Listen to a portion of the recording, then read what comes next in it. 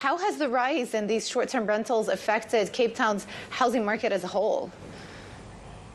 Yeah, Giovanna, it's interesting because if you take a look at Cape Town, it is, in comparison to a number of other major cities, about this issue of access and affordability. So if we zoom into Cape Town specifically, on the one hand, there is this issue of the rise of short-term stays that is contributing to the decline in inventory of some of these longer-term permanent housing. And we've seen that over the past few years. We've seen that globally with a number of major cities. But what's happening in Cape Town specifically, the decline in some of the longer-term rental market then means that there's less affordability options than for locals. Not only that, but a number of locals are just being priced out altogether from the city as a whole. There's also this added element of foreigners who are really lured to, I mean, these pictures don't do Cape Town, I think, the amount of justice that it does, but foreigners who are really lured to the beauty of the city, and in comparison to a number of the cities that they are probably coming from,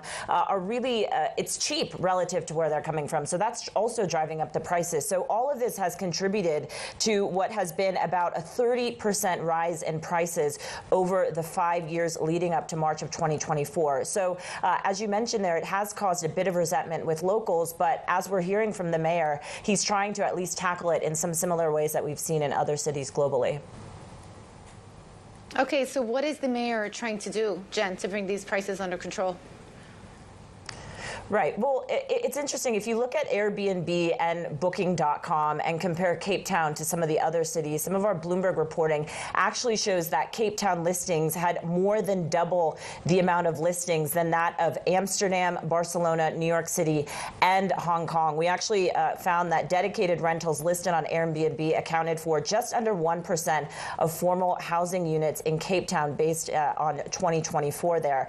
And so what Mayor Hill is trying to do is something similar to what we saw in New York City, and that's essentially put an additional tax for short-term rentals, increasing by about 135%. That is in rate in the RAND terms, or cents per RAND relative to the property market value. And he also wants to really try to enforce property tax liabilities and ensure that those who are staying there are either staying there for longer periods of time, and if they are, then they are, enforcing and actually abiding by the tax liabilities of the city. We've seen something similar in New York City. We've also seen something similar in London. Barcelona down the line is also looking to this. But this is just really one step, right?